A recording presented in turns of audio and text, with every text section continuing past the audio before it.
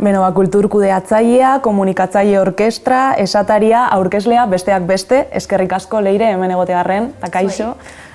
Plazera handia da zurekin solasean ibiltzeko aukera izatea, domeka honetan. Eta beno, Donostin gauz, kriston eguraldi ederra egiten du, ironikoki, baina konta iguzu, Azpi kulturelkartean gauz, zer da hau, zer da utopia hau, nolabait esateko?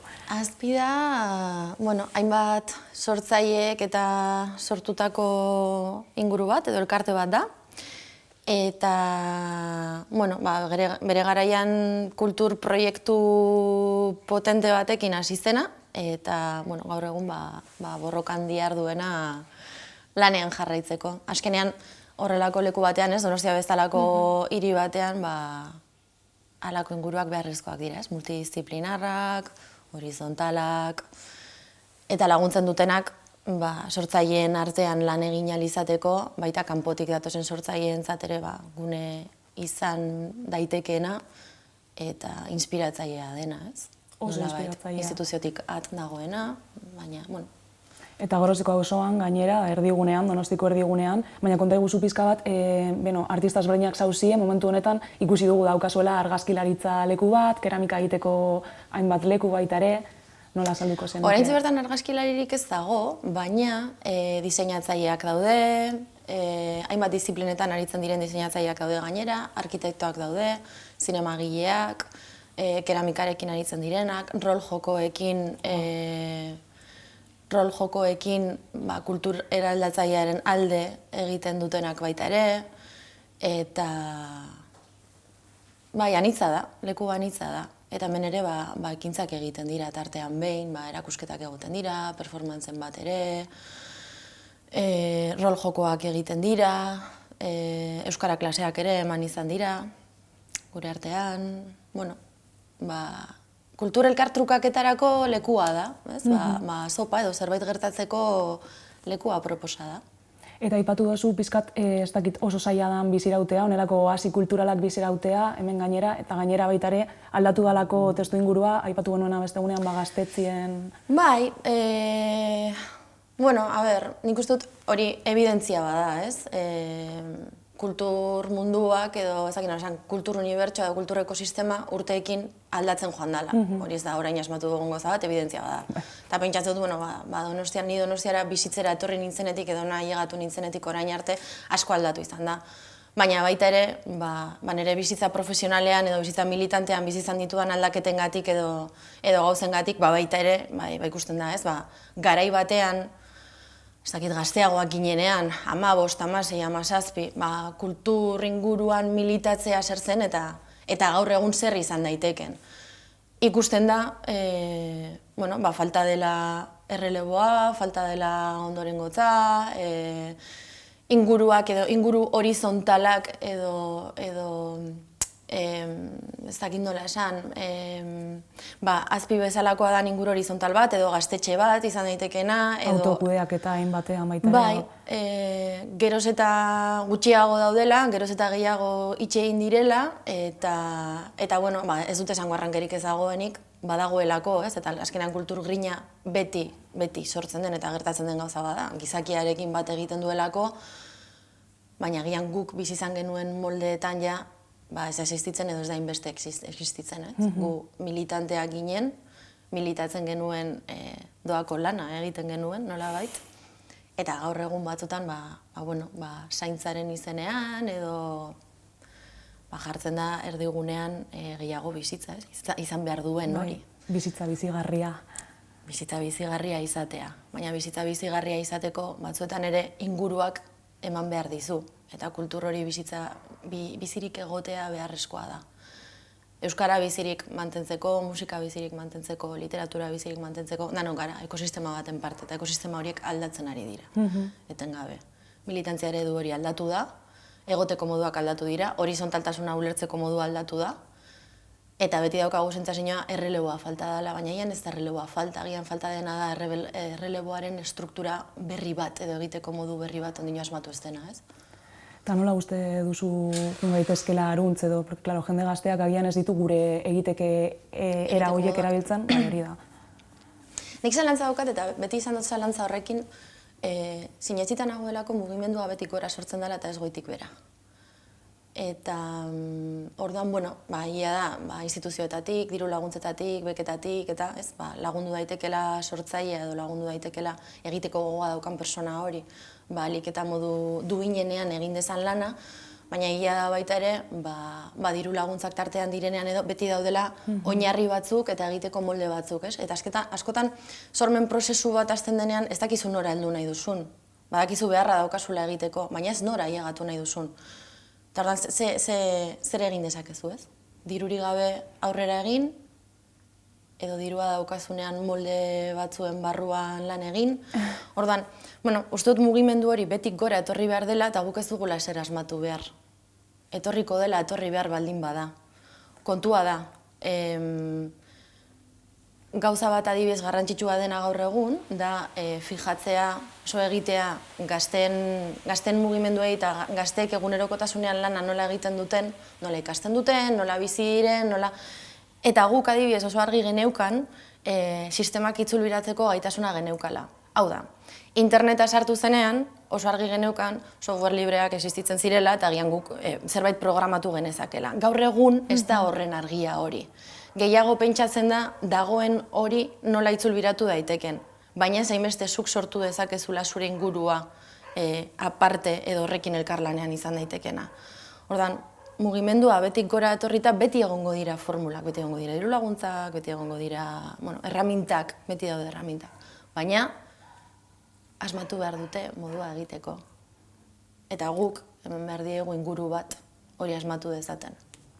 Claro, eske natibo digitalak deitzen gaituzte, baina egia da, zuk esan zenuen moduan, interneten sorrera ikusi dugula, eta agian horrezegatik badakizkigu edo oraindik gogoratzen ditugu, hori software librea existitzen direla, eta beste hainbat ezaugarri haian gazteagoak direnak dana eginda jaso dutenez, ez dakitena, orduan agian bai izango litzateke aukera bat honen inguruan hezkuntza ematea, beraiek gero haien aukerak edo haien bideak aukeratzeko.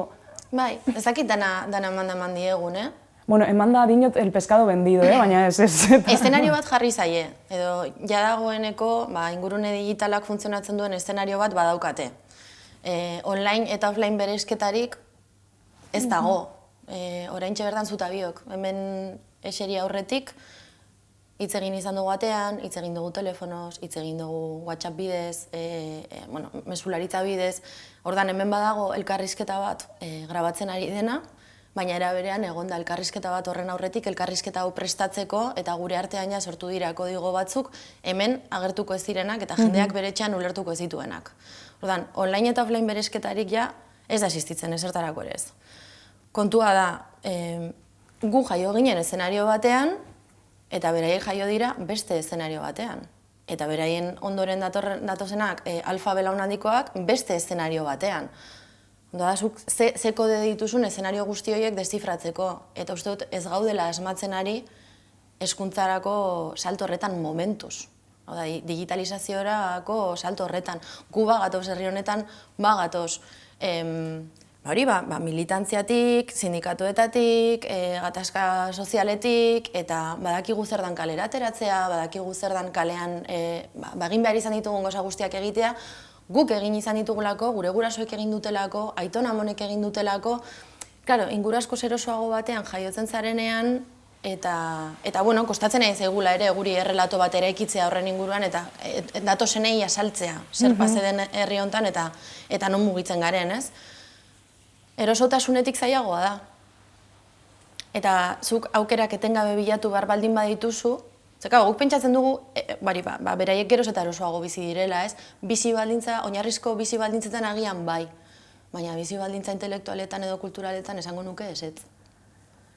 Eta bizi baldintzetan ere begiratu beharko litzateke gero lupagaz, kasu bakoitza. Bueno, etxerik ez dute erosiko sekula, lanik ez dute topatuko sekula. Klaro, guk ja bageneukan hori ere, baina gaur egun bizi den anabasa eta hekatonbeak ez dauka izenik. Baina azkenean sistemak ez du, sistemak ongizatea emango, sistemak ongizatea bermatu behar du egin batean, baina ongizate hori beti izango da sistemari ondo datorkiona eta alik eta gatazka gitxien sortzen duena, ez, orduan. Agian baita ere, mobilizazio kontua uste dut garrantzitsua dela, ez da, gauzak aldatzeko kalera irtetzie, eta egia da gure belaunaldiari ere tokatu zaiela agian esan maiera bat, eta gero ziur berpiztu egiten dela, baina lehen mordaza eta guzti hauek ere influentzia handia izan dute, eta 15M ikustu dut izan zala holan. Gero Euskal Herrian badauz mugimendu gehiago, eta oraindik ere mugitzen gara. Baina iraultza gorputzean hasten da. Beste meloi potolo bat, eta nola hasi iraultza hori. Ez dakit nola hasten den, baina badakit adibidez, nik barruan sentitu izan ez banu, ez nengokela oraintxe bertan zurekin hizketan euskaraz. Ez da gai hauen inguruan. Ez da, ez? Eta norberaren gorputzetik, norberaren zirraratik hasi behar da. Ez dakit zein dan tekla, baina badago lekuren bat, non vibratzen duzun zerbaitekin, eroso sentitzen zaren non baiten, edo sentitzen zaren horren deseroso beharra daukazula leku horretan egoteko. Ze deserosotasun horrek ere sortzen du egoteko behar bat, ez? Edo hasteko nahi bat. Ez dakit nola pizten den hori. Baina herri honetan, esango nuke, berezko zirrara hori oso handia dela. Jendearen gorputzetan oso handia dela eta oso handia izan dela. Eta orain sentsazioa daukagula, batzutan amatatuago dagoela, ez nuke esango, baina zeintzuk dira lekuak konektatzeko, zeintzuk dira lekuak zure igualekin egoteko, zeintzuk dira lekuak gauzak piztu elkarrekin egin ahal izateko, non daude ereduak? Hemen, bezalako lekuetan? Ja, baina hemen bezalako lekuetan ez dago... Bueno, esan behar nizun, ez dago 20 urteko personarik, bai, pertsona gazte bat, bai, badaukagu. Momentuz. 14 pertsonen artean. Beste ritmo batzuk dira, beste egiteko modu batzuk dira. Baita ere erakargarritasun hori, eta gero, suposatzen dut komunikatzeko bideak eta ez direla errazak, ez da, azkenien... Ez, bizi gara erabat infoksikatuta, ez? Gaur egungo munduan, ze polita hitz hori, ez? Infoksikazioa eta... Bai, total. Bai, ni fakultatean ikasten nuenetik, karrera egin nuenetik, uste dut alor horretan kontua ez dela asko aldatu eta irakurketa berberak egin ditzazketela gazteek gaur egun, ez? Edo karreran ikasten dutenek gaur egun. Informazio asko dago, etengabeko informazioa daukagu eta gainera geroz eta bisualagoa dena, ez? Dana sartzen zaigu begietatik, eredu guztiek bilatzen dute begirada bat eraikitzea, kontatu behar da egiten ari zarena, kontatu behar da egin nahi duzuna, kontatu behar da egin duzunean nola egin duzun, nola sentitu zaren, nola eraiki dituzun gauza batzuk, eta egia esan nahiko nekeza da, era batean edo bestean ere inork ez digulako irakatsi, ez baldin bada, zirrara hori sentitu izan duzula, inork ez digulako irakatsi komunikazioak nola funtzionatzen duen eta zertarako den baliagarria. Marketingak nola funtzionatzen duen, plano baten konposizioak zezan nahi duen, koloreak, diskurtsoak, zikiera, Bai, periodiko baten korte editoriala edo dana guztia, bai. Telebista pizten dozunean planoa nola sortuta dagoen. Beitu aurreko urteetan, zakitzen bat urtetako joera izan den, 7-8. Informatiboetan, albistegietan lan egiten duen jendeak, ez, ja, aurkezlea altxatu egiten da. Eta ja kontatzen dizu, altxatuta dagoela beste modu batean. Ja, batean hankak dituzte, ja, ezin dira txisteak egin, ez? Gerritik bera ez daudela jantzita. Jantzi behar dira orain hori da. Bai, gorputzak hartu du zentralidade kristorena, eta gorputzaren zentralidade horrekin batera, esango nuke gaztetasunak ere zentralidade hartu duela, eta gaztetasuna dela bizitzaren muina oraintxe bertan, ez? Eta hor, gatazka handia daukagula. Eta izaten jarraituko dugula. Gorputzarena dela melonazo bat, komunikatzeko gorputz bat behar duzu, ahotsa bat behar duzulako, eta, baina era berean eskatzen da, momentu batzuetan eskatzen da estetika jakin bat, eskatzen da gauzak esateko modu jakin bat, eta gero ja, aparte, gauza bada, zutabioko oraintxe bertan egiten ari garena, eta beste gauza bada, prentsa idatzian idazten dozunean, edo eta sare sozialetan nola espresatzen zaren, edo ze goteko modu daukazu. Taren gainera ematen du desazelerazioa edo desaskundea bogan dagoela, ez? Kontrako. Kontrako norantza. sortzen ari dela halako mugimendu bat, Slow. Bai, eta geroz eta gauza gutxiago ateratzen baldin badira, ematen du, geroz eta hobeto. Ze, klaro, sortzailea baldin bazara, eta etengabe fokoan baldin bazaude, zer eskainiko duzu. Ez? Non dago sorpresa puntu hori? Hor, sekretismo puntu batek jaipa sortzen du, ez? Etengabe baldin bazaude, batetik ez duela ematen denbora hartzen ari zarenik zure obra propioa egiteko, eta bestetik, ez dalgabetzen baldin baduzu zure pentsatzeko mekanismo guztiak zintzuk diren eta atentzioak ematen dizun, ze sorpresa egongo da, ematen duzun horretan, ez? Ematen du. Horrela dijoala urrenkera. Orduan hor sortzen dira bi mugimendu. Ez baldin bazaude sareetan, ematen du zurekin ahaztuko direla. Baina baldin bazaude etengabe, zer daukazuzuk emateko? Eta ze zaila dan hori kudeatzea edo behar duen izan jendearentzat, nolabait ikusgarritasun handia daukan jendearentzat edo artistentzat edo behar dituztelako sareak. Baina zuk uste duzu Euskal Herrian badirela ikusgarritasun handia dauden artistak? Zein da maila? Zein da maila, hori da gure mailan izango litzateke. Guretzat sare sozialak zentralak dira? Ja. Gure kulturan sare sozialak zentralak dira? Eske, klaro, beti gaude, besteek egiten duten horren, edo bogan dagoen horren olatuan igotzen gara. Eta gu, ez zait gustatzen entzutea txikitasunetik. Txikitasuna, nahi duzun bezala, txikitasuna zeinekin konparatuta. Eta txikitasun hori horrekin konparatuta, abantaila ematen dizu, zuk nahi duzun hori egin ahal izateko. Gero hitz egiten dugu, moldeen inguruan, edo aukeren inguruan, edo nahi duzuna. Baina zergatik ez izan abanguardiaren molde, izan beharrean joeren atzetik dijoana? Zergatik egon behar dugu guk sare sozial batzuetan? Zergatik lehiatu behar gara publizista handiekin edo publizidadea saltzen duten hori handikote horiekin? Gure realitatea beste bada? Eta dagoeneko demostratu baldin bada, Durangoko azoka. Eta ez bakarrik Durangoko azoka. Durangoko azoka, gaztetxeak, horrelako inguruak, jendeak sortzen jarraituko du. Hemen sortzeko grina handia dago. Autoespresiorako joera handia daukagu, honetan mina handia egondalako baita ere. Orduan, zergatik joan behar dugu besteen atzetik edo besteak kopiatzen gu gai baldin bagara beste gauza batzuk ere egiteko. Eta gero gainera, sorpresa sartzen dugu, hemengo sortzaile batek edo hemengo proiektu batek, ez bakarrik sortzaile batek, haundira kakotza artean jotzen duenean eta gure mugetatik gaindi lan egiten duenean beste musikari batzuetekin, adibidez, Ruper Ordorikak, Lurriden inguruarekin, edo nik zeakit. 30.000 eredu ditugu, baina horrek gainera arreta ematen digu. Aizu, pentsatu globalean. Unibertsoaren parte zara, egin salto nahi duzun lekura. Da gainera bilatu zure moldea, zuk esan duzun moduan, algoritmoak agian ez duelako lagunduko ez dakite euskera edatzen hori ere aipatu zenuen beste egunean, edo emakumea izan dara zigortzen duela.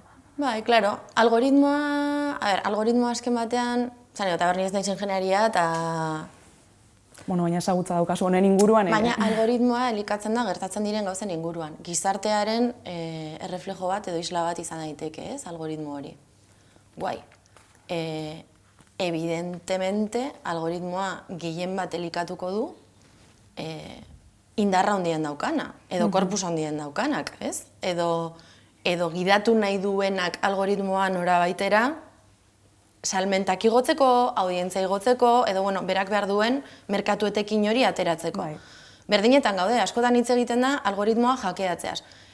Ez dakit oso ondo zer den algoritmoa jakeatzea. Zuk diseinatzen duzunean, seinale edo diseinatzen duzunean egin beharren segida bat, ez dakit hori nola jakeatzen den. Ez hartuta sistema horretan, ez erabilita algoritmo hori, nola jakeatzen da hori. Zergatik ez duzu zurea sortzen. Zergatik ez duzu zure eguteko modua sortzen. Agian zaiatu gaitezke, ez, horrelakorik egiten. Klaro, eta gero baser ezan, ez, zakit bazterra bizi baldin bazara, emakumezkoa baldin bazara, razializatua baldin bazara, pobrea baldin bazara. Baina, klaro, hori ja... Hizkuntza minorizatua edo... Ja, baina hori ja hasieratik, horrekin ja, gu asko kejatzen gara, ez, algoritmoak ukatzen gaituelako, eta ja ez bakarrik, kultura gisa, edo emakume gisa, edo dana dalakoa. Bale, oso ondo. Baina, interneterako sarbidea zaukan persona batek ze zango du? Guk pentsatzen dugu interneten denok gaudela. Interneten ez gaude guztiok. Mundu guztiak ez dauka interneterako sarbidea. Gaur egun ere gertatzen dira gauza horiek. Ordan, bueno, hori ere bada kolonialismo teknologikoa, ez? Eta gero ikasleei batez ere, ez badituzu baliabideak ordenagailu bat izateko edo, hori darama urte asko horrela izaten. Bai. Badirudi izan behar duzula eta... Bai, eta erabiltzen baldin badituzu ordenagailuak euskaratik ez daukatenak, edo sareak ez badu ulertzen zuk euskaraz egiten duzula, esan bezala, ez, marka batzuk, modelo batzuk, ordenagailu hainbatek, ezin dutelako, edo software hainbatek, ez dutelako euskaraz funtzionatzen. Zu oraintxe bertan euskalduna baldin bazara, agian, esan behar nuen militante gisa, baina ez, organikoki egin dezakezuna da, gizarteak eramaten zaituen horretara, hau da, edozein marka erosi. Baina kultur, zure bibentzia organikotik baldin bazoaz, agian, erosi dezakezu zure hizkuntzan funtzionatzen laguntzen dizun edo usten dizun teknologia bat. Non daude teknologia hori? Jende asko garatzen ari da. Diru asko jartzen ari gara hor. Jakintza handia, esfortzu handia, badaude. Nola sozializatzen ditugu? Nola ematen diegu enpakea, nola ematen diogu goranzko puntu bat, erabilgarritasuna, gogoa. Saltzen egon behar dugu, marka handiak bezala. Galdera asko. Bai, eta erantzun gitzi, galdera gehiago. Erantzunak izango bagenitu, Ja, adimen artifizialarekin ere hainbatean berdina gertatzen da, elikatu beharko genukelako gurea, bestela ez da, margenetan dagoena kontuan hartuko, ez da hizkuntza... Baina adimen artifizialarekin adibidez saiakerak egiten ari dira, ez? Hitz-zentroa esango nuke horretan ari dela, artetxe ere horretan ari da. Saiakerak egin beharko genituzke, eta gainera adimen artifizialak irekitzen ditu beste hainbat meloi, ez? Ez bakarrik hizkuntzaren meloia, baizik eta sormena, zelan erabili dezakegun tresna bat bezala, zelan erabili daiteke gure alde, eta jende askorentzat gainera beldur puntu batekin kalitatearen inguruko debatea ere zabaltzen duelako. Ez dakit, nik hori adibidez oso modu positiboan bizi dut, teknologiaren edozein aurrerapen sortu horrelako eztabaida bat. Argazkiak kristoren zaplastekoa eman zion pinturari, ez? Normala da, aurrera goazen heinean, sortu behar dira gatazkak. Ezke, Julego Ekotxeak esaten du, ez dugu zer asmatuko hemen, gatazkari gabe ez da gorekarik. Orduan, niri adimen artifizialaren inguruan adibidez irekitzen duen debate hori interesgarria iruditzen zait, eta iruditzen zait oso beharrezkoa da. Bazterrak polarizatzen direnean sortzen dira gauzak, ez? Bestela, erosotasun zentral batean bizi garenean, zer eman hor, ez? Non hasi, non ikasi, orain, adimen artifizialarekin gertatzen ari zaiguna, gazteek kopiatzen dituztela lanak. El Rincón del Vago, Wikipedia, bete egon da hor, ez? De toda la vida, patata brava, baita. Beti egon dira hor. Ez gaude zer berria asmatzen. Asmatu dezakeguna da, nola erabiltzen ditugun, eta nola pentsatzen dugun klabeetan tresna horiek erabiltzeko. Hezkuntza, pedagogia.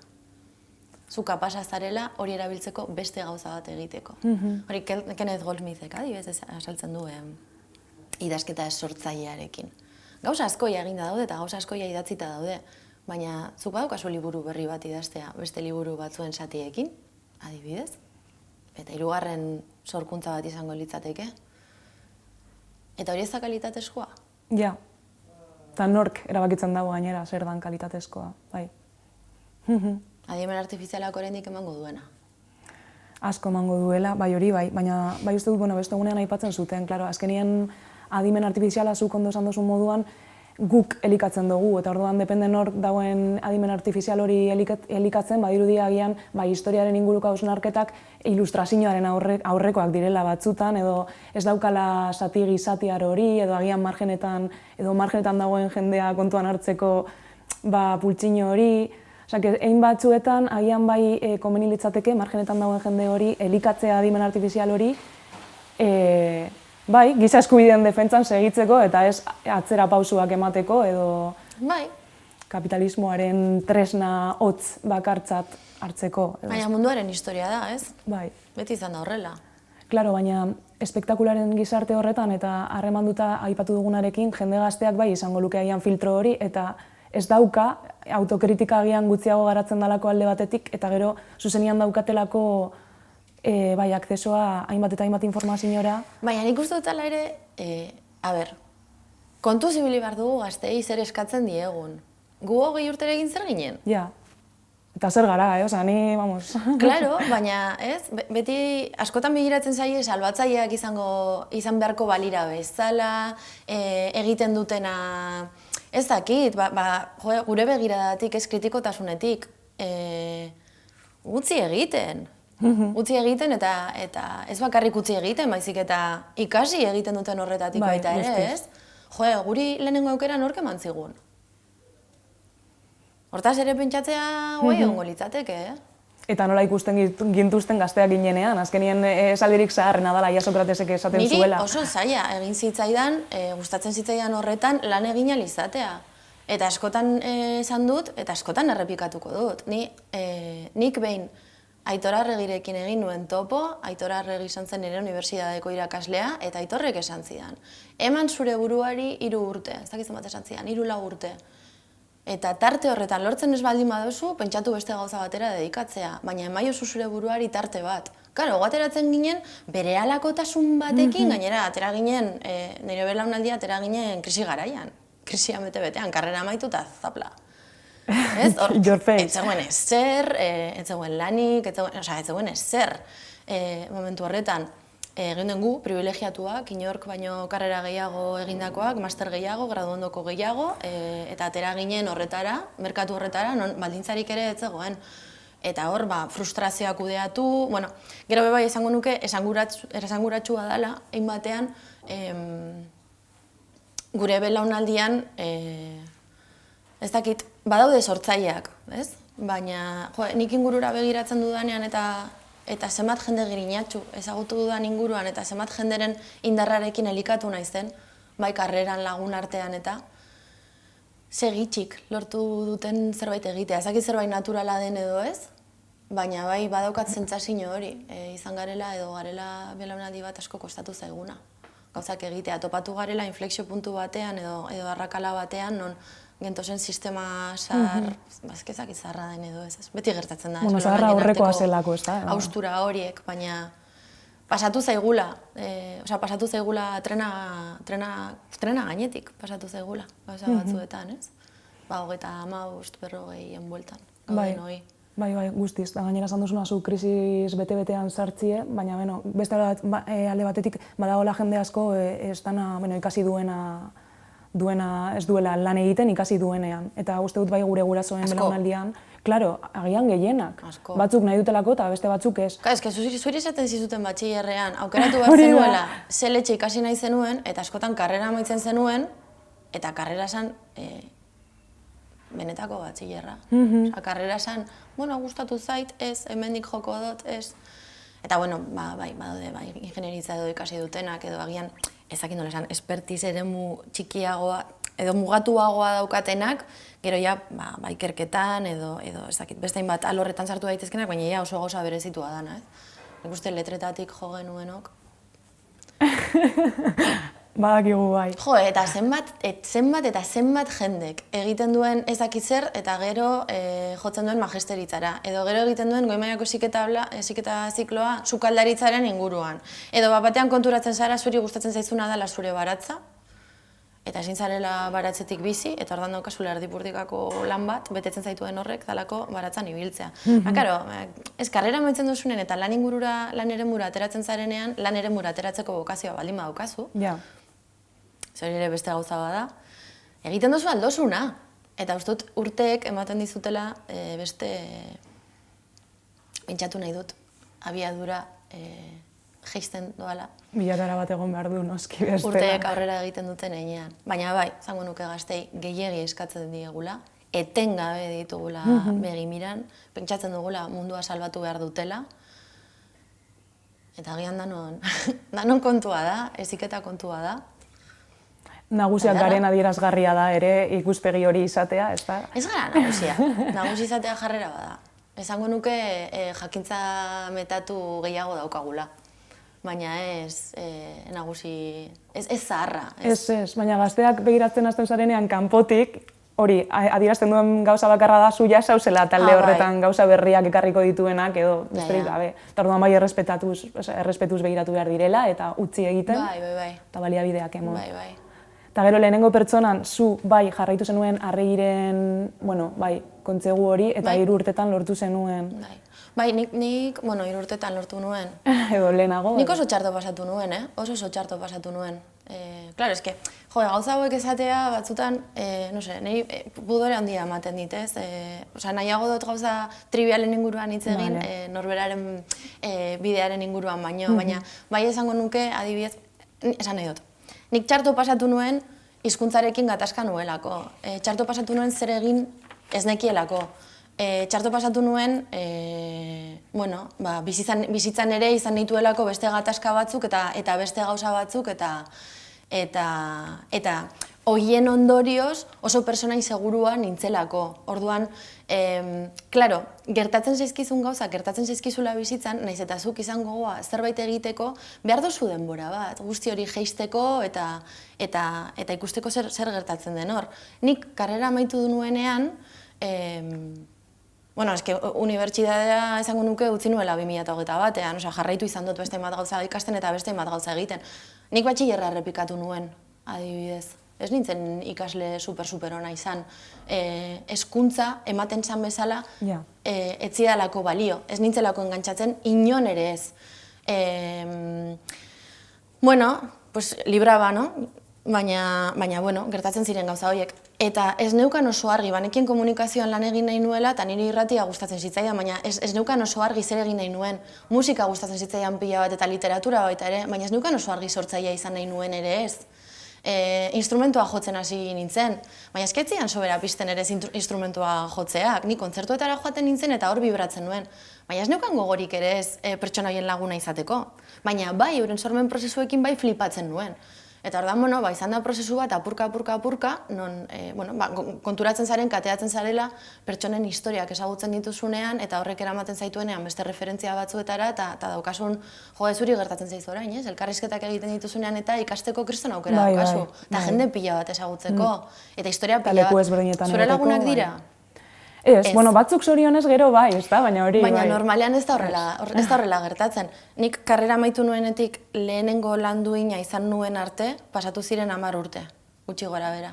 Eta niri kasetaritzaz lan egitea, kostatu izan zait hainbeste, esango nukela ez naizela sekula kasetaritzaz bizi izan bakarrik. Gaur egun. 2009an ETBn sartu nintzen, eta gutxi gora bera, modu batera edo bestera, bai proiektu batekin edo bestearekin edo, beti izan dut lotura. Edo albistegiekin, bere garaian, irratian, telebistan, edo beste inguru batzuetan. Baina ez dizu jaten ematen. Ez que harrigarria da. Baina ikusgarria dena, ez? Horrelako lanek eskatzen dizutelako fokoan egotea, eta bai, dependezu nolako gazaren eramaten duzu hobeto edo okerrago. Nik esango nuke ez naizela, ez dudala oso ondo eraman, adibidez. Gehiago interesatu zezkidalako prozesuak eta ez dudala superrondo eraman ez foko egote horrek, ez? Nire asko flipatu zidan, adibidez, lehenengo aldiz, zure agotxera ohitu bartzara. Hori hasteko. Zure beldurrak gainditu behar dituzu. Zure mugitzeko erara ohitu bartzara. Gogoratzen dut, adibidez, telebista programen genuenean, lehena egin genuenean, nik flipatu nuen, nire burua ikusi nuenean, atzetik plano batean. Sekula ikusi gabekoa nintzen. Oso kritikoa izan zinen zurekin, ados? Claro, evidentemente. Eta kanpotik, eske batzutan tontoak ematen dugu, eske kanpotik... Ja. Eske... Eta uste oso sortekoa izan naizela, jaso izan ditudan kritikak, niri heldu zaizkianak, klaro, eske ez esango dizute. Ez direlako, garai batean bazirelako oso zentratuak, ze guapa atera zaren. Eta ez, jantzita zenera... Hori beste meloi bat dala. Claro, jantzita zenera manau edo jantzita... Baina gero ere asko egon dalako, ze interesgarria, edo urduri ikusten zitzaizun, edo ostia, elkarrizketatu zenuten hori, horrek zezeukan esateko, jode, eta... Edukia. Bai, hori da benetan betetzen zaituen zerbait, eta eduki hori egiten, laguntzen du zure inguruan dagoen mundu guztia. Ze azkenean, grabazio batean, bai irratian, bai telebistan, zuzara pisua daramazuna. Zuzara pisua daramazuna, zan nahi dut, zuk daukazulako grabatzen ari den horren temperatura. Eta orduan, intentsitatez jaisten baldin bada, badakizu aspergarria bilakatzen ari dela, igo behar dozula. Osea, bueno, ez, mugitzen zara hor, alboan daukasun personarekin, edo horrean daukasun personarekin empatia minimo bat sortu behar dozula. Interesatu behar zaizula bere historia. Psikologia erabilipila. Era bat. Ez bakarrik dituzun galderen segida horiek, ez? Hori izan daiteke gidatzeko modu bat, baina gidatu behar duzula hori. Ta klaro, eske inguruan dagoen jendeak laguntzen dizu hori lortzen. Zuk ez baduzu sinesten, oraintxe bertan, ez, hemen inguruan daukagun lantalde honetan, ez doa sinora. Ikus-entzunezkoak lantaldea dira, eske asko gustatzen zaizure esaldi hori. Era bat, eske ez doa sinora. Zu baldin bazaude irrat saio bat egiten eta askotan teknikariak aspertzen dira, komo no? Osea, ez dakitzen bat orduz daude hor jarri eta pin, ikusten duzunean teknikari bat kateatzen dela, elkarrizketa horretara, zu elkarrizketa horretan zaude horrela. Eta elkarrizketa hori ja badijoa. Guztion artean sortzen dugun gauza bat dira ikusentzunezkoak. Zu aspertzen ari baldin mazara hori egiten, ikusiko duen pertsonak seguraski aspertuko da. Hombre, gero bai, badago ez, asko pasionatzen gaituzten gaiekin, kateatzen garela momentu batean da. Ez zain hori interesatzen, baina zuri bai, eta oso gustura zen. Baina lantalde gabe ez ba, senyora. Eta gainera, ikusentzunezkoek daukaten gauza bada, oso importantea eta oso garrantzitsua, vertikalak izan daitezkela bai, baina zuk lantalde batean, egun batean zaudela zuzentzen, beste batean zarela redaktore, beste batean zaudela produkziorako ez dakit zer egiten, da beste batean zaudela orkesten. Mundu guztiak izan beharko lukela iguala. Eta respetatu behar direla denborak. Eta bizino orokorra, gizarte txiki bat. Produkzioetan beti izaten da, oso intentsuak izaten direla eta gauzak oso modu intentsuak bizi direlako. Pertsona bakoitzaren pentsatzeko modua aldartea nola jaiki den zaindu behar dalako. Zaindu behar dalako.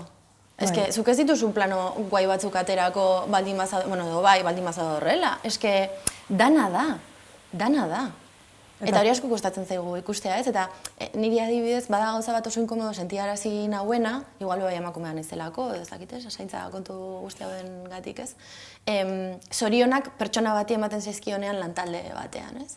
Leire zelako programa guaia izaten. O, leire hau izan zen kagada bat, Peina guztion mobia izan da hau, ez? Hau partekatu behar da onerako eta txarrerako. Plural maiestatikoa kasu guztietan edo inoiz. Leku guztietan. Niri esan izan ez balidate, behin. Mikrofonoa edo kamera dela zure kuadrilla bezala. Ze polita hori. Esango nuke, ez nintzatekela kapasa izango egin izan ditudan gauza batzuk egiteko. Eskertuko dugu hori esan zizun pertsonari, kontzeju ona dalako. Eta gero baita ere aipatu duzula, baina emakume izan da, gero kameraren aurrean jartzeare baditu bestelako ondorio batzuk agian gizonezkoa izan da, ez dituenak, ez dakit nola eraman dozun hori, edo nola ikusten dozun beste pertsona batzuekin nahiago badozu. Nik ezin dut hitz egin. Claro, bai. Nik hitz egin dezaket emakume gorputz honetatik. Eta bere privilegio denak dituenak, itxura daukana, eta bizipen ekiz daramatzanak bai azalean eta bai gogoan. Bizizan dut danetik. Bizizan ditut oso momentu politak, ederrak. Bizizan ditut oso momentu inkomodoak, era berean. Oso kontziente izan naiz daukadan gorputzaz. Edo oso kontziente egin naute, momentu batzuetan. Baina, karo, eske esaten baldin oso kontziente egin naute, ematen duzu ez zarela aktiboa horretan, ez? Puntu biktimista badauka. Eta ez. Eta batzutan zure aldera bili dezakezu eta beste batzuetan zure kontra. Esango nuke eskutatu naizela asko, eskutatu naiz asko arropetan, eskutatu naiz asko jantzeko moduan, eskutatu naiz asko goteko moduetan, izkin egin diot askotan estiman bat grabatzeari, irratian sentitu naiz beti askoz berosoago, baina, klaro, horrek ere badauka, hori ez, eske guri lehenengo programa egin genuenean bidaia programa bat eskini ziguten. Zezango dozu ezetz. Eta niretzat adibidez, munduko plazan izan zen saplasteko, nik ez dut muntaz asko hitz egin, baina munduko plazan izan zen saplasteko psikologiko handi bat niretzat. gorputzari dagokionez, gorputzaren kontzientziari dagokionez. Lehen zaplasteko uste dut bizi izan nuela kultur kasetaritza egiten nuen bitartean, elkarrizketatu baltzurekin hainbatekin egonda edo ostean, ez? Sortzen diren momentuak eta gero azkenean zure telefono mugikor pertsonalekin zabiltzanez eta gero batzuetan heltzen zaizkizun mezu horiek kafe bat hartzeko edo, holako gauzak, ez? Zuk bere empatia bat sortu nahi zenuen eta ez zenuen. Gertatzen dira momentu horiek, sarri askotan zara ez dakit zeinen neska, meritu propiorik ez daukazu leku batean egoteko, eta suma izige, baina gero esango nuke bebai, horrek nire kontra egin duen bezala edo deserosotasuna sortu dudan bezala oso kontziente naiz, horrek ere aukera bat eman didala kamera aurrean jartzeko. Eta asko irakatzi behar izan dizu, baita ere kameraren aurrean zuk esaten duzun, agian... Gorputz jakin bat izateak. Eta nola atzematen den zure gorputza kanpotik? Iraultza txikiak daude. Takoirik ez erabiltzea, gauza pegaturik ez erabiltzea, makillaje minimoarekin joatea, egoteko modua, elkarrizketetan ere. Iraultza txikiak daude, baina era berean, sortzen dira momentu inkomodoak eta niri segurtasun falta handia ere sortu izan dit gorputzaren kontuak. Eta oso diferentea da, zure gorputzetik hitz egiten ari zarenean zure buruaren inguruan, edo ari zarenean zure gorputza erabiltzen, tresna bat bezala beste zerbait ateratzeko. Kasetaritza lanean gabiltzanok, uste dut referentzialidade handia ematen zaigula momentu batzuetan, zeinen komendatu zer, ezakit zein espezializatua dago ezakit zertan. Hori espertiz bada, baina tresna bat gara. Bozera malea gara edo... Izan daiteke kalidadezko sigilu bat edo nahi duzuna, ez? Kasetari bat gustatzen zaizunean edo, zelan tratatzen dituen gauzak ere identifikatzen dituzulako, baina ez dut zentralidade handia ematen zaiola gorputzari, pertsonari, identidadeari, eta hor kolektiboa galtzen ari dela, eta mugimendu kolektiboa galtzen ari dela horretan. Eta ni oso inkomoda sentitzen naiz, adibidez, gauza horietan. Pertsonalizatzen direnean gauzak asko. Badirudi bi estilo dauzela kasetaritzan nola baita esateko lan, porque badau jendea bere itxuraz edo transmititzen duela pilo bat, eta protagonista dela hain batean, frontman, frontwoman, baina badau jendea nolabait guztiz kontrakoa dela eta hasta diskutatzen dela, suposatzen dut honena dela, erdibidea, egia dalako zure gorputzaz bakarrik, zure ahotsa eta zure tresna guztiak erabiltzen ari zarela, bozera malea izateko. Eta zuk aguantatzen dozuna bebai, edo arduratzen zaituena bebai, zauzut, kamera aurrean jartzea edo bateria baten jartzea, ez dakit nola esan, edo liburu bat, edo dana dalakoa idazten dozunean, egiten dozunean, edo eta nor elkarrizketatzea aukeratzen dozun momentuan, kritika batean zer esatea aukeratzen dozunean, telebista saio bat egin eta beste saio bat ez egitea aukeratzen dozunean, berdin irratsaioekin, berdin digitalki sortzen diren saioekin, podcastekin, hor aukeraketa badago. Eta aukeraketa hori gertatzen den momentuan ardura dago. Eta zuk horren aurrean jartzen zarenean, hau da, lehenengo aukeraketa hori egin denean ja, programa bat gidatzen, kontzertu bat gidatzen, liburu bat idazten jartzen zaren momentuan, erantzunkizun minimoa daukazu, zure obrarekiko egiten ari zaren horrekiko, agian ez dira maila berdinak, ez, artelan guztietan edo sormen egoera edo prozesu guztietan. Baina ni bai sinetsitanago guri tokatzen zaigun lan honetan ardura bat daukazula, eta prest egon behar duzula jakiteko ardura horrekin aurrera egin dezakezun edo ez. Fokoan ateratzea gustatzen zaizu? Superrondo, hori igual da zu pertsona bezala elikatzen zaituen zerbait eta zure bizitza pertsonalean super zoriontsu egiten zaituen gauza bat. Eta kontrakoa gertatzen baldin bazaizu, berdin. Baina ardura soziala badaukagu. Eta ardura pertsonala baita ere badaukagu. Baina gero jan egin behar da ere, Ezke, klaro, hori ez gauz kontuan hartzen, baina noski erabakiak hartzerakoan baldintza garrantzitsua ere bada, ez da, jan behar dugula. Jan egin behar da. Eta guk azkenean privilegiotatik hitz egiten dugu. Baina, batzutan, ze polita den, nik uste dut gure lanak merezi duela, ez bakarrik ikasten ditugun gauzengatik, ikastea gustatzen baldin bazaizu, baizik eta ze polita den norbaiten, ez Zakin nola esan, norbaitek ez ere dutzat, zakizu, baina norbaitek zurekin bat egiten baldin badu. Ia superpolita. Norbaitek zurekin empatizatzen baldin badu, norbaitek zurekin konektatzen baldin badu. Egiteko modu bat gustatzen zaiolako, edo eta, ez? Ausardia edo ausartago izaten laguntzen baldin badio. Edo elkarrizketa zauzenean egiten hori konektatzen dozunean norbaitekin, ez da baita ez nolako... Oso importantea da hori. Niri horrek adibidez asko lagundu dit. Lan egiterako garaian eta gauzak egiterako garaian. Izango nuke gehiago fijatu izan naizela aurrean neukan edo argazkietan ateratzen zen jende horretan baino eragina handiago izan duela inguruan izan dudan jendea.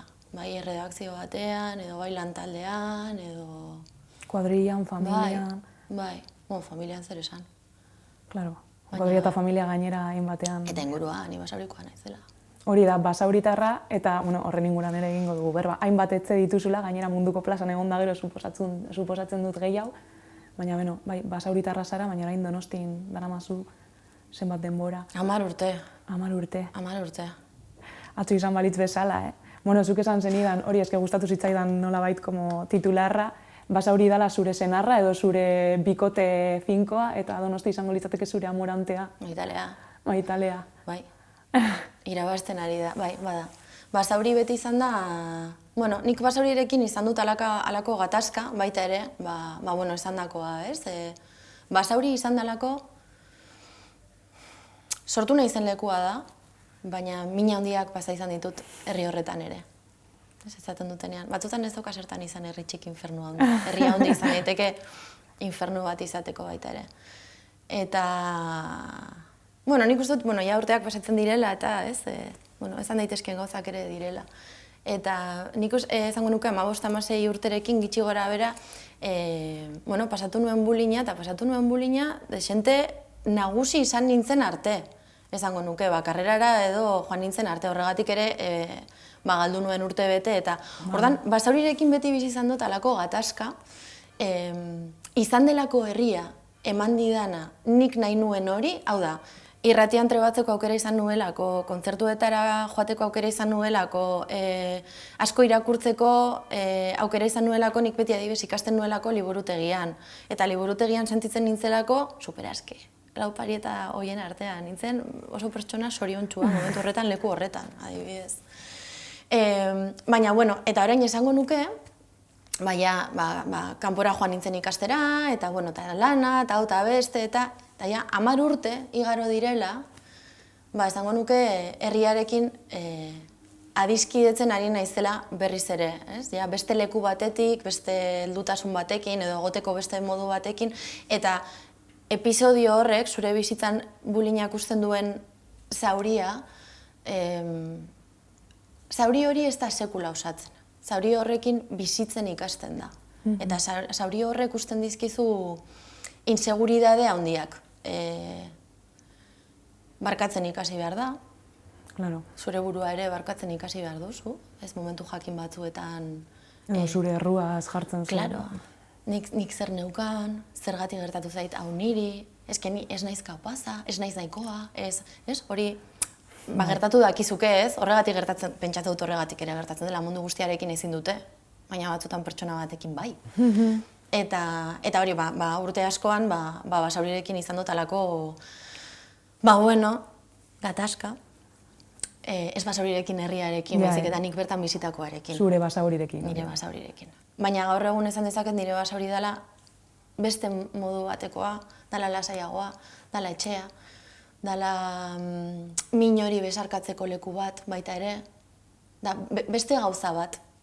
Eta ordan, guzti horretan Donostiara etorri nintzen, eta klaro, Donostian, ez zaitu inork ezagutzen... Abuztuako 31 baten izan. Abuztuako 31 baten. Ailegatu nintzen, eta gainerako Adriari negar batean esanez, ez 27rekin heldu nintzen ona, ia nagusian naiz, ez dut lagunik egingo, ez dut biderik, gaina unibertsitatera ikastera etorri nintzen, eta kolaborazio batekin Euskadi Irratian, eta...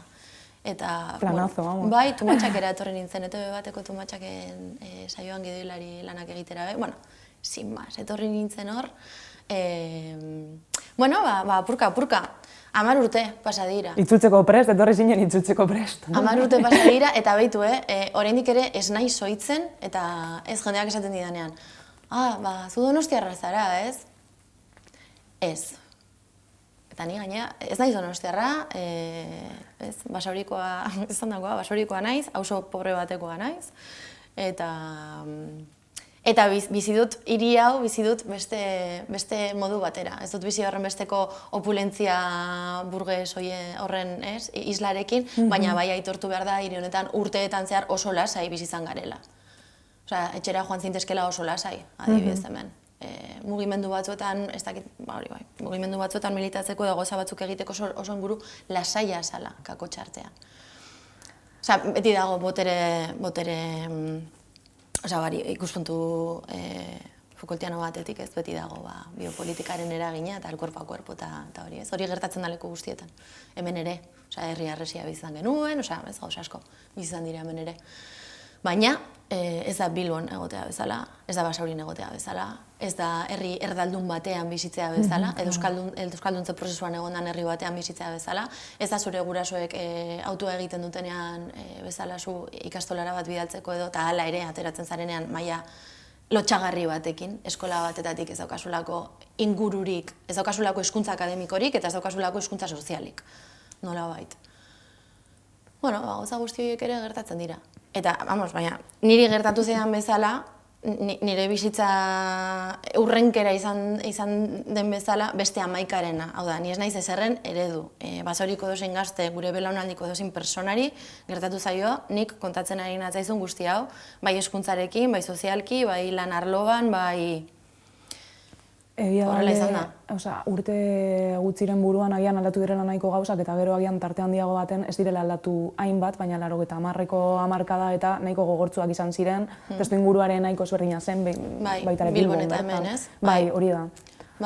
Bai, hasi ginen beste modu batera. Beste modu batera zerekin konparatuta, ez? Joske, nik adibiz urte horiek nostalgia handiarekin bizi ditut eta kulturalki bai. Nik maite dut Bilboren zikintasuna gris egoteko modu hori, hotz hori. Zelan euria egiten zuen eta sartzen zitzaizun ezurretar arte.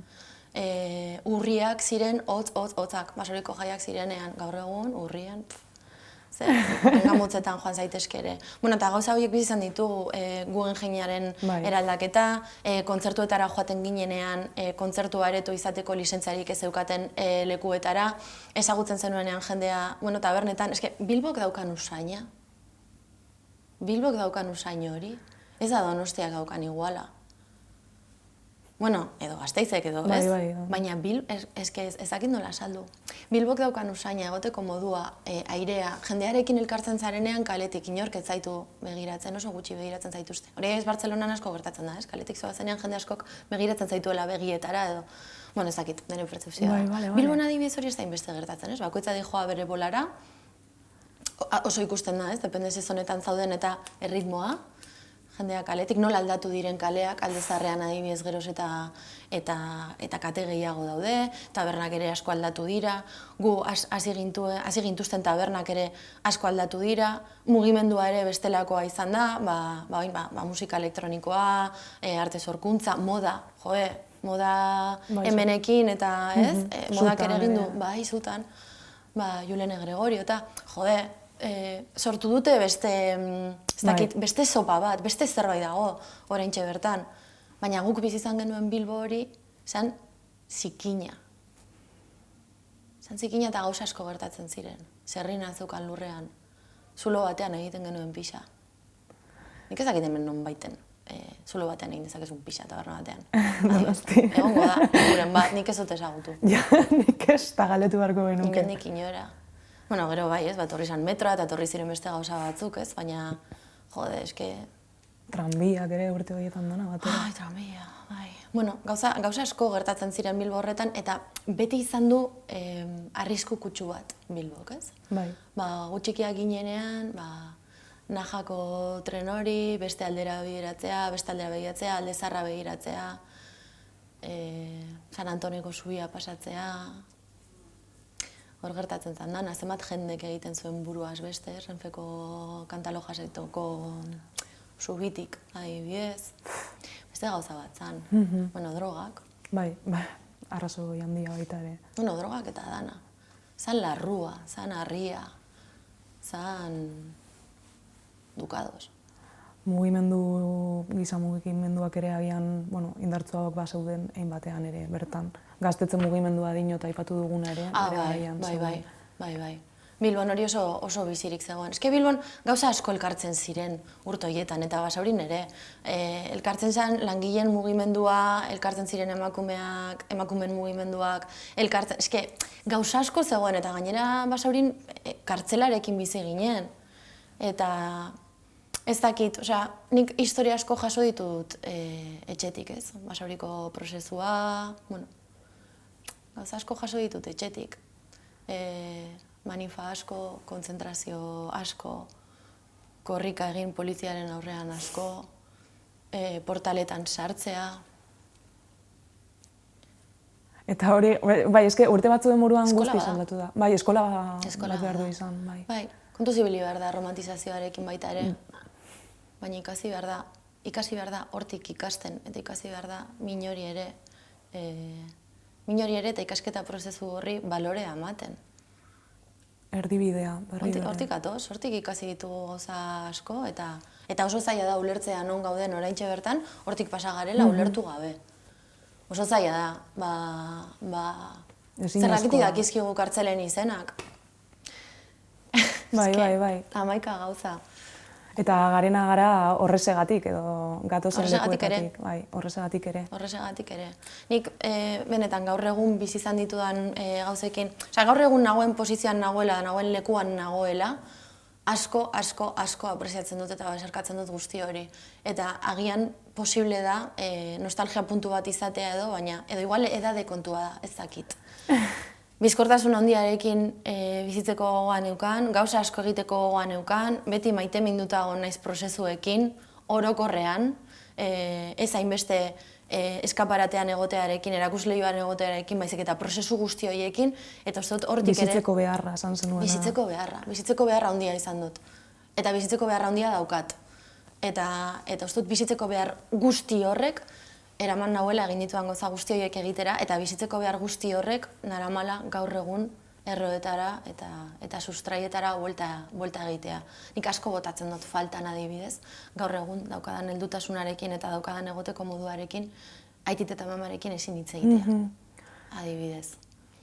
Edo gurasoekin asko apreziatzen dut, adibidez, nire aita eta nire amarekin urteetan egin izan dugun harremana egitea. 17-18 urterekin, esan dizudana, ez? Nik uste dut bullyingaren kasu horrek lagundu izan zigula, familian beste ikuspegi bat izateko eta beste egoteko modu bat izateko. Eta nik hor, nire hauskortasun osoan eta zaudenean, zaude gehiago, en el otro barrio que en este, ez? Hori gertatzen zaizunean. Eskapo egin nahi duzulako bizitzen ari zaren guzti horretatik. Baina hor batean, zure gurasoak bilakatzen dira, emakume bat eta gizon bat, ez dakiten akzio hostia egin, euren bizitzakin, eta bereekin beste maite duten zerbaitekin. Pertsonak dira. Asko sufritzen dutenak. Desira daukatenak, bi pertsona ikusten dituzun. Batean ez, gizaki bilakatzen dira. Garrantzitsua dela hori ere. Ez albatzaia, gizaki bilakatzen dira gurasoak. Eta ja, gauza batzuk eginda, etxerako lan batzuk eginda, gauza batzuk probatuta, baina nago beste momentu batean edo beste puntu batean atzera bueltatzeko gogoarekin edo... Zure burua ulertzeko eta aurrera egiteko ere normala iruditzen zait, ez da? Bizitzeko beste modua da. Bizitzeko beste modua da. Egia da izakera kontuagatik ere nostalgikoagoa edo ez izan alzarela hori agian... Nik ez dut uste danik nostalgia. Uste dut dela urte askoan... batzutan bizitzan, begiak dituzu. Begirada zara. Eta begirada zarenez, kanpora begira zaude momentu oro. Eta zure inguruan gertatzen diren gauza guzti horiekin, zaude, barradar batean egongo bazina bezala. Eta zure burua irudikatu dezakezu baita ere, besteek ematen duten horren arabera, ez? Zuk, pentsatzen duzu zarela modu batekoa, baina begirada horrek egiten dizu baita ere. Hau izango litzateke apur bat, azkenen urteetan edo, konturatu izan banintz bezala, barrura begiratu daitekela baita ere. eta kanpokoa zaintzen den bezala, barrukoa ere zaindu daitekela. A ber, jende asko etxetik dator hori ikasita, jende asko badaki hori egin daitekela, niri kostatu zait gehiago ikastea hori posible dela, eta barrukoak ere garrantzia daukala. Eta orduan, esango nuke, bizitzaren momentu honetan, gogo handia oso beharrezkoa daukadala bizitza, gogo handia daukat bizitzeko, gogo handia daukat erroekin bat egiteko, edo beharra handia, eta beharra handia daukat esperimentatzeko. Baina ja beste leku batetik, beste segurtasun batetik, beste egiteko modu batetik. Prozesuen luzera hori errespetatu nahi batekin, ez bere halakotasun batekin. Eta ez etengabe azaldu behar batekin, leire naiz, eta hau egiten nahi naiz, eta gustatuko litzeake beste hau egitea, eta ez da hori, ja beste gauza bada. Erantzun luzeagoak eta abstraktagoak egin batean edo, bai. Arnaz luzeko, bizitzak geroz eta denbora gutxiago ematen dizunean, agian konturatzen zara, bizitza arnaz luzeko joko bat dela. Denbora gehiago daukasunean, oso harin zoaz, bihar amaituko balitz bezala. Eta guztiok pentsatuko bagenu entzula, 80 urte biziko zara. Igual esango zenuke, behitu, 40 arte, 60 arte, zakit, beste gauza da nola llegatzen zaren, ez? Baina jope, ateatzen gara 19 urteekin 20, eta bizitza amaituko da, gainera, nerabea zarenean, bizitza amaituko da, eta zerbait gertatzen zaizunean mundua gainera datorkizu, eta ez zara bizi, ez da zure bizitzaren, ez da egin, ezebez, ondino, ezebez. Lehenengo aldiak dirudite azkenak izango direla egin batean, eta bai, eta gero zure bizitza desazeleratzen dijoan einean, zure metabolismoa ere desazeleratzen delako, eta zu ezin zarelako horren presaka bizi ere, batean konturatzen zara, bizitza izan daitekela arnaz luzeko gauza bat, eta zuri geratzen zaizkizu bizitzeko urte gutxiago, baina, behintzat konturatu zara. Ez? Behintzat konturatu zara. Eta geratzen zaizkizun ezakit 10-20 urte horiek ondo bizitzeko. Kalitatea...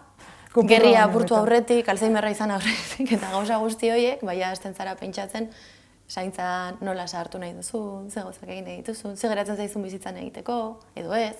Eta agian momentu horretan, hegazkin batean montatzen zarenean, pentsatuz hegazkin hori erortzen baldin bada, behintzat gauzak egin dituzula.